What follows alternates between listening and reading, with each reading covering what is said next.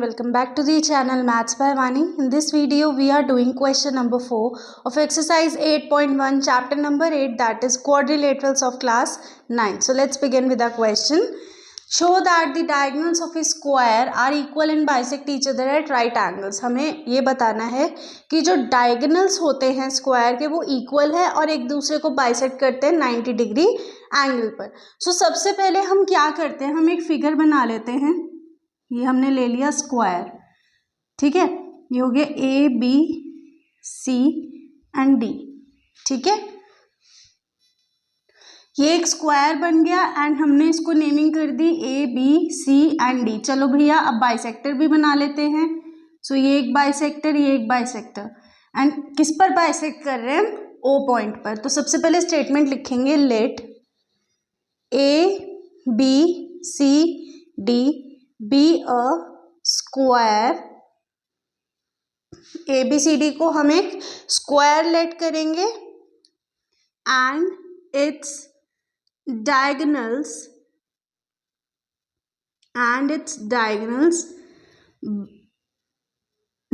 के नाम लिखेंगे A C and B D bisect at O, ठीक है. अब इसके अंदर क्या चीजें होंगी, हमें क्या प्रूव करना है कि जो डायगोनल्स है स्क्वायर के वो इक्वल हैं, यानी कि A C is equals to B D है. Also they are bisecting each other at right angle. So अब हम लेंगे now in triangle A B C, एक ले लिया हमने ये वाला triangle, and in triangle B A D क्या क्या चीजें कॉमन है वो देख लेते हैं. कि भाई हमें पता है कि ए बी और ए बी दोनों में आ रहा है, तो A B equals to A B, ये हो गया कॉमन. अच्छा ठीक है. अब ये स्क्वायर है, सो स्क्वायर के एंगल्स कितने होते हैं? 90 degree. So angle A B C equals to angle B A D 90 degree each. क्योंकि स्क्वायर है और स्क्वायर्स के जो हमारे वो होते हैं एंगल्स वो 90 डिग्री पर होते हैं. और फिर इसके बाद और आ गया B C is equals to A D.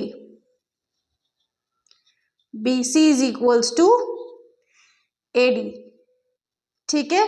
क्यों? गिवन है. अच्छा, गिवन की जगह आप इसको ये भी लिख सकते हो बिकॉज इट्स अ स्क्वायर, तो जितने भी हमारी साइड से वो एक दूसरे के इक्वल होती हैं. सो bye SAS triangle ABC is congruent to triangle BAD, ठीक है. अब ये चीज हमारी प्रूव हो गई कि ABC ट्राइंगल जो है वो कॉन्ग्रुएंट है किसके? हमारे BAD ट्राइंगल के.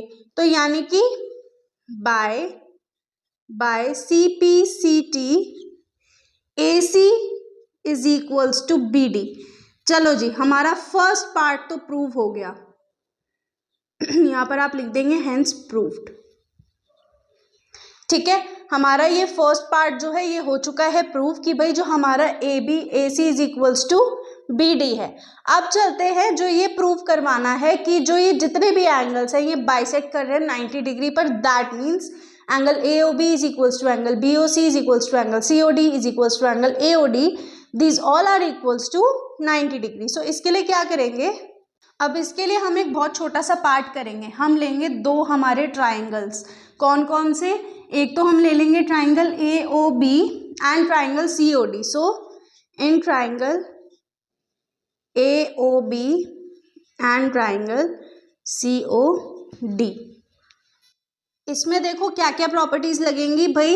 ए ओ बी, सो सबसे पहले कॉमन हमें कुछ नहीं दिख रहा है, बस एंगल ओ कॉमन है, उसके हम कॉमन नहीं लिख सकते हैं. So angle A O B equals to angle C O D. ये वाला एंगल इस एंगल के इक्वल है. कैसे?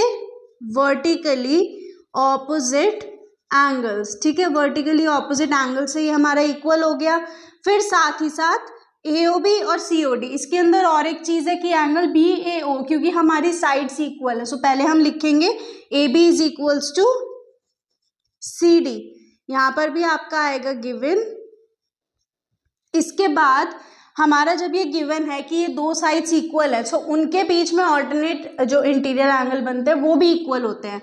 सो angle BAO equals to angle DCO।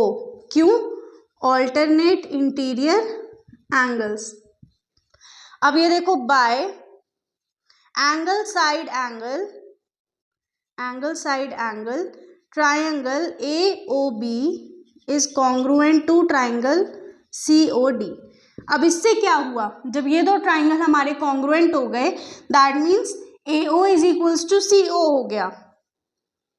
AO is equals to CO by CPCT। अभी ये हमारा ये प्रूव नहीं हुआ है कि सारे ये जो हमारे बाइसेक्टर्स हैं ये 90 डिग्री पर हैं, बट हमें ये प्रूव करने के लिए एक ट्राइंगल मतलब दो ट्राइंगल्स के बीच में कॉन्ग्रुएंसी और प्रूव करनी पड़ेगी, एंड वो ट्राइंगल्स होंगे in triangle AOB and in triangle BOC। In triangle AOB and triangle BOC। भाई एक AOB और एक BOC, इससे क्या होगा कि हम ये देख सकते हैं कि ये वाला एंगल भी मिला के हमारा 180 डिग्री बन जाएगा लीनियर पेयर, और उससे हम इजीली इसको सॉल्व कर देंगे।